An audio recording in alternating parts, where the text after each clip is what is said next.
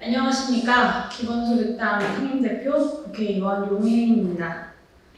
저는 오늘 국민의 뜻대로 정치개혁을 완수하기 위해 기본소득당의 당론으로 다당제 민주주의의 실현을 위한 선거제도 개혁 법안을 발의합니다. 기본소득당이 제안하는 국민 뜻대로 선거개혁 법안의 핵심은 연동형 비례대표제의 강화입니다.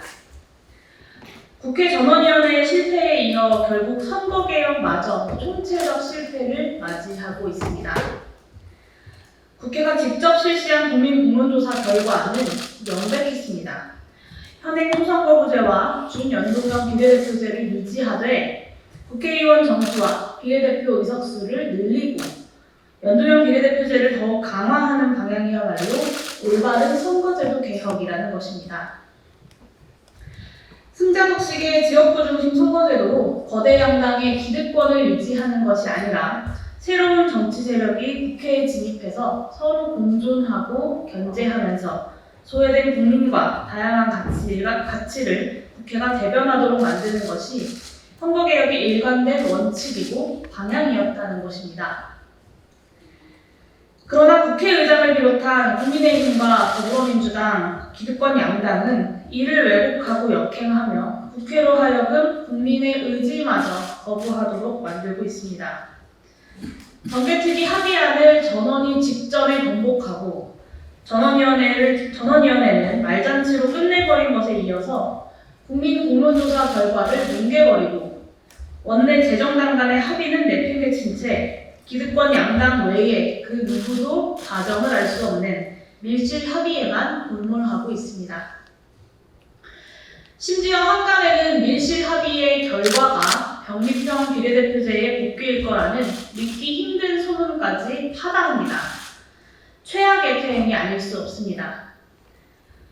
더불어민주당과 국민의힘은 그들 기득권 양당만 합의하면 얼마든지 제도적 정치적 방지 방안을 만들 수 있음에도 불구하고 줄곧 현행 선거제도의 모든 문제를 위성정당 때문으로 덧씌워왔습니다.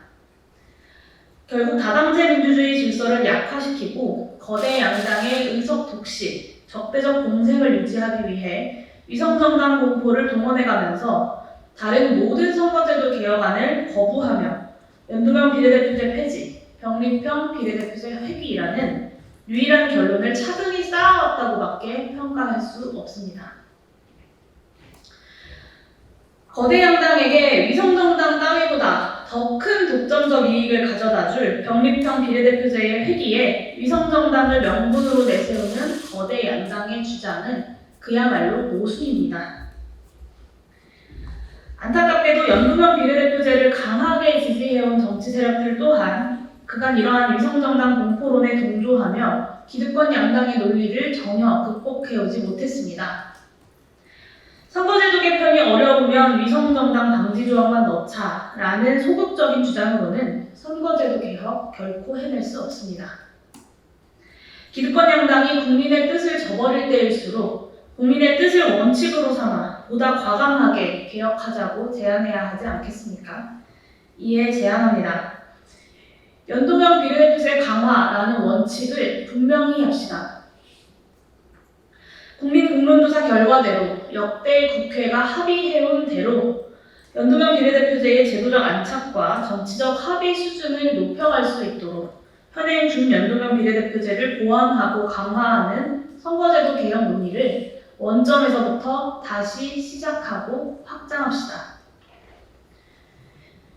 이에 기본소득당은 선거제도의 대표성, 비례성, 다원성 강화라는 국민적 열망을 실현하는 선거제도 개편 방향으로서 연동형 비례대표제 강화와 함께 정당연합 제도화, 공세조항 하향 등을 골자로 한 공직선거법, 정당법 개정안을 당론으로 발의합니다. 의원 정수를 360명으로 확대하고 지역구와 비례대표를 2대1로 조정해 비례대표를 120석까지 늘리겠습니다. 준연동형 비례대표제를 100% 연동형 비례대표제로 강화해서 국민의 선택을 국회 의석에 고스란히 반영하겠습니다. 또한 공직선거에서 정당 간 선거연합을 제도화하여 소수 정당이 거대 정당에 의존하지 않고도 각 정당이 대변하고자 하는 독자성을 유지하면서도 정치적, 정책적 공통성에 기반한 긍정적인 연대연합으로 함께 힘을 모아 국민의 선택을 받고 국회에 진출할 수 있도록 하겠습니다. 불평등한 선거제도 속에서도 대한정치를 펼치고 있는 소수 정당들의 정당한 요구를 이번에야말로 현실로 만들어 봅시다. 또한 비례대표 국회의원 의석을 배분하는 봉쇄조항을 현행 3%에서 국민 50만 표에 해당하는 1%로 하향해서 1, 2등 교섭단체끼리 경쟁하기 바쁜 기득권 국회, 선거철만 되면 3등 흥행 노리면서 등장하는 내용 없는 제3세력이 아닌 4등, 5등, 6등의 정치가 공존하고 경쟁하는 다당제 민주주의를 질적으로 변화시키겠습니다. 50만 명의 국민의 선택을 사표로 만들어야 할 어떤 이유도 없기 때문입니다.